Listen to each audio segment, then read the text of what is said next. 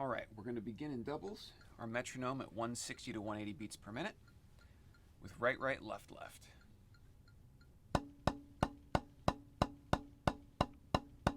Now the next pattern in doubles is right, left, left, right.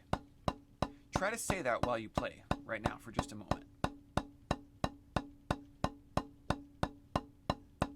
More than likely, that was a disaster. Not to worry, there's a good reason for that. You can imagine that your background mechanical system is like a big clock. Every time you play a pattern, it goes around and then it cues up that pattern again. If you're giving instructions at the top of that pattern, there's a very good chance that the mechanical system is going to get confused and try to cue up the thing that you're saying now rather than the thing you were drumming from before. So we need to build a pathway in the mind so that we can communicate without interrupting our playing. The first trick is to state the new pattern on the back side of what you're playing. So as the clock is going around, you wait until it's firmly established and sort of inevitable what you're going to continue to drum before you say anything at all. The second trick is to count out of time with what you're playing. We don't say words in time to a metronome, so if we're trying to communicate information out, we should not be saying it in time to the metronome either. You may be aware that the outside of your brain has two regions, a right side and a left side. Down underneath, in between, is a little region called the corpus callosum, and its job is to get information to go from one side of your brain to the other. This is the region we're developing most specifically when we're doing our stick control. You can imagine then that your mind is like two pieces of land with a river that goes in between it. And what we're doing is we're trying to get information from one side of the river to the other. And so in order to do that, we're going to have to build a bridge from one side to the other over and over. And that's what your brain is doing when you're playing stick control. We're building bridges in your mind. If we try to send information from one side to another in a place where there is a bridge, that's going to work. We're going to get over and it's going to be just fine. If we try to send information across where there's not a bridge or where the bridge isn't very strong, then there's a good chance we're going to fall in the water and drown. And that's pretty much what stick control failures feel like. Everything's going along and you're just fine, and then you try to do something and splash, you're just done.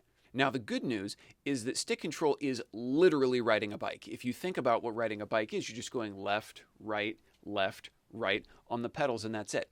So stick control is going to follow all the same rules as riding a bike. If you walk away for 6 months, for example, and you come back within just a couple of minutes, you're going to be exactly as good as you were when you stopped. Stick control is, in fact, one of the most durable and longest lasting skill sets we have, and part of why we invest so much in it now is not just because it's so useful, but because once we've got it and we're applying it on a routine basis, we don't have to come back and keep working on it. However good you get in stick control at any point in time is how good you're going to stay.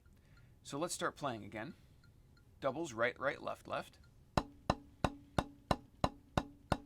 We need to be able to count this next sticking with no association to our playing. We're going to create a separate mental pathway to send this information along. So we could say another word that has nothing to do with drumming. We could say hamburger. Go ahead and say that out loud, hamburger. Probably that doesn't affect your drumming in any way because it has nothing to do with drumming. So we're going to try to repackage this next sticking, right, left, right, as if it was the word hamburger. Just say the words back and forth. Hamburger. Right, left, right. You can practice going back and saying it a couple times. Here's the trick. You can't say any of this without already knowing where we're going. This information isn't really for you. You already have it in your head. You know where you're going. This is for our hypothetical scenario where we're talking to a room full of people, or we're communicating out to another musician what the next thing is to happen.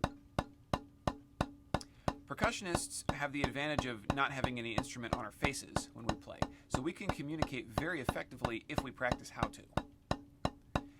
Get comfortable calling out the next pattern for all of your stick control patterns. This is something that's going to come up a lot depending on which areas of percussion you move into, especially if you become a member of a rhythm section.